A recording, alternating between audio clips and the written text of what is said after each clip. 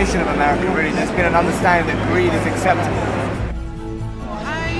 I've been watching these people, and I live in New York City, and I got something to say too. I'm part of that. I'm 28 years old. I have 2 master's degrees, one in planning and one in engineering, and I have no job.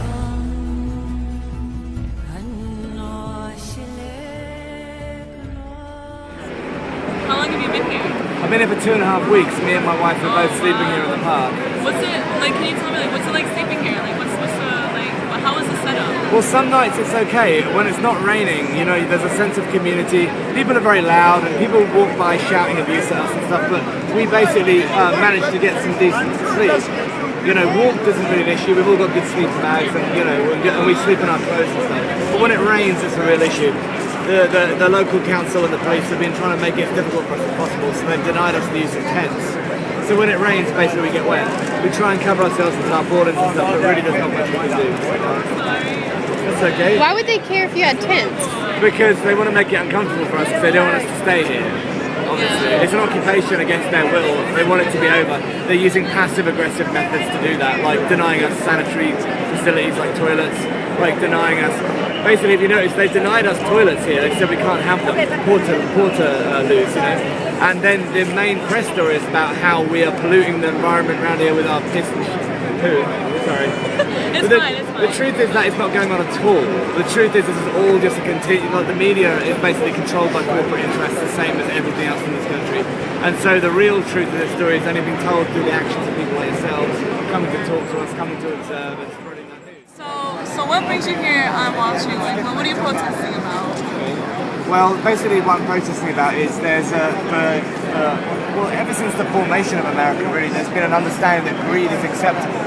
That greed is like something that is not going to cause suffering. But greed is a sin and it causes suffering. So we're using this opportunity to protest against basically corporate greed, which has been going on for hundreds of years in America. Yeah. So, in your opinion, what do you think is the biggest problem in American society? What do you think is the biggest problem? The biggest problem, I'd say, is corruption and the lack of democracy.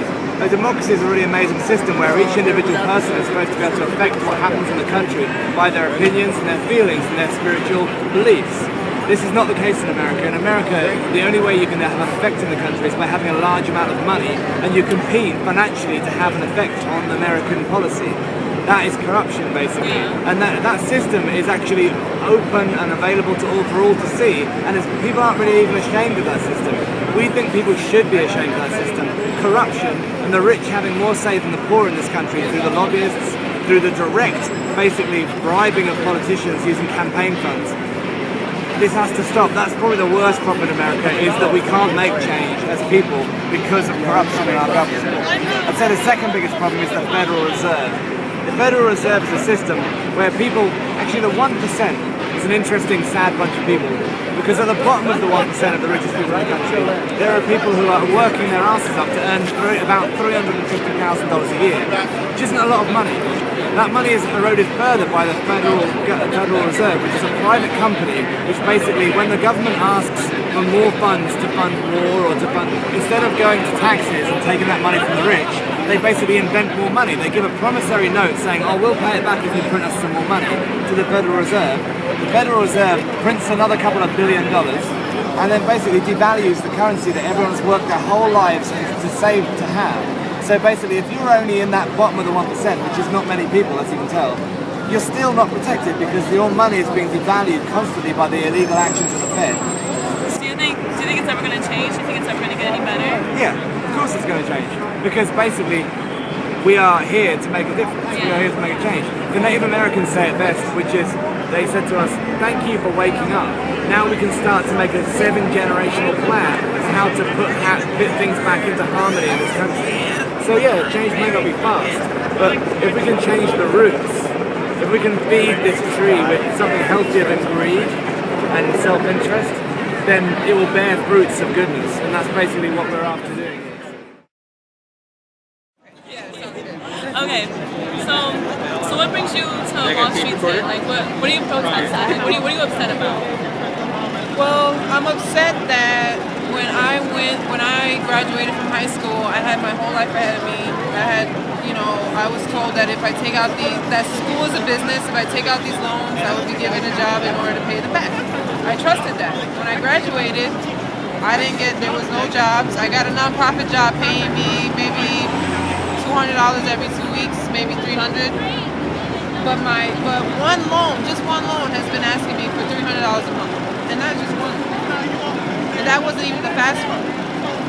My parents are in the middle. Like, my father makes too much for me to get EOP, which pays for your education, but makes too low to pay for my education out of pocket. So I was stuck in the middle. I didn't have any choice but to get student loans. So I'm here protesting to talk to the people who got stuck in the middle like I did. Like, my parents are not poor enough for me to get a full ride, but at the same time they don't make enough money to support my education. And in order for me to make it and to have a career, I have to have a higher education. What do you think is the biggest problem in America today? I know you haven't. What do you think is the biggest problem? I feel like they don't support education. After seeing all the school closings and all the, especially around the city and borough, I just feel like they just don't support the future. They don't support the youth. And then if you don't support education, how do you expect anything to get better? It's just going to get worse. And they just make it so hard for people to want to make it. And they make it afraid for people to try to get a higher education. I don't think you should be fearful to be in debt. What exactly made you come out here? Well, I said, I've been watching these people, and I live in New York City, and I got something to say too. I was like, I'm really proud of these people, and I really just want, I love that they're doing this, and I want to come out here. Why not? If I have the opportunity, I'm a resident, why not come out here? We're starting a progressive newspaper on campus. So what kind of changes would you like to see? I would like to see if they couldn't take away student loans. I mean, not that I'm asking them to pay my tax, that's not what I'm asking. But if they could just realize that giving me interest on top of what I already owe is not helping the situation. If they could just realize that there's so many people in the boat that want to pay back. We want to pay back what we owe, but we just can't pay that and extra, especially when the job that I do right now only allows me to make $7 an hour. If they could just realize and give people an opportunity to actually start paying back what they owe. But you can't keep putting on to the pile. Do you plan on staying here long term? Like, how much longer do you plan on staying? I plan on staying here tonight only until it gets dark. Then I'm gonna head out. Try to come back as often as possible when I'm not working. Let me ask you something. Sure. What is your degree on? Political science.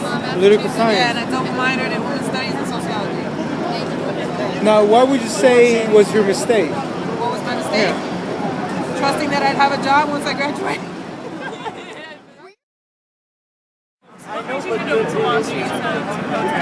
Well, I'm part of that famed number under 30. At the unemployment rate for under 30 is the highest rate it's ever been in history. Also, the graduation rate for under 30 is the highest rate it's been in history. At the same time, the amount of debt is the highest rate it's ever been in history for people under 30. I am part of that. I'm 28 years old. I have 2 master's degrees, one in planning and one in engineering, and I have no job. So can you just briefly go throughout your sign here? Like, what's everything? So, you probably heard the Republicans say that we cannot raise taxes because it's going to kill jobs. Well, in 1953, we had the highest top tax rate ever and the lowest unemployment rate ever. So to say that high taxes kill jobs is a lie. It says in history right here that it is not the truth. On the other side, here today, this is one of the lowest top tax rates we've ever had, and this is the highest unemployment rate, long-term at least, that we've ever had in America, besides the Great Depression. So, actually, one step further. Nobody paid 92% top tax rate. What they did before they reached that is they reinvested their money back into their company, and they hired more workers. Well, now when we have low tax rates, people take the money and stick it in their pocket. And now we have the top 1% controlling 40% of the wealth. Yeah, that's true. So what do you think is the biggest problem in America today? What do you think is the biggest problem? Money in politics. Not only do a very few have most of the money, but those people who have most of the money are able to give as much as they want to the candidates of their choice. So the people with the money can effectually buy the lawmakers to make the laws to keep the rich people rich. Where's our part? Where's our part? We have to go in the park, even though we paid for those sidewalks. What do you think is the cause of this problem? Merci of this beaucoup. problem of money in politics? What do you think caused the problem? Well, the first thing is we didn't always allow lobbying in the government. This happened in the 1960s. Also, we used to have publicly financed campaigns.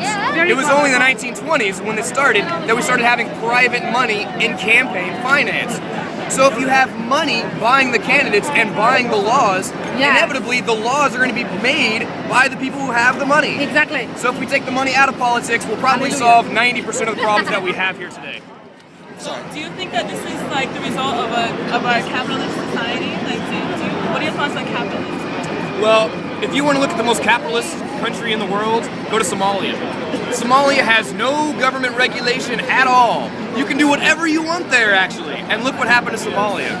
So unfettered capitalism is a disaster. We need regulation. The thing that made America so strong was us paying taxes, building the roads, building the sewers, building schools, educating our society that made the society strong. The wealth of the nation, the strength of a nation, comes from the strength of its people, not from the strength of a few. We used to be strong as a nation because we had high education rates and we had a lot of people making a lot of money. Now we have the most number of billionaires in the world. What has that gotten us? It's gotten us a whole bunch of debt and a whole bunch of people out of work. So what kind of changes would you like to see in our society? Well, I think that there's two goals that we can have that would solve this crisis altogether. Number one, we need to have a constitutional amendment banning lobbying in political situations. So people who have the money are no longer giving $500 dinners to the politicians while they're on a yacht to say, hey, oil needs some more tax breaks. Yeah. That's not cool. So if we ban lobbying, that's number one. Number two, there's $2 trillion in liquid assets that corporations are sitting on right now. Liquid assets. These aren't hard assets that they have to sell, but they're sitting on it. So if we institute a wealth tax that says if you have over $1 million, we're either going to tax you a certain percentage or you have to invest that back into the economy. That's going to make people move that money and it's going to free up capital that's going to hire people and increase wages.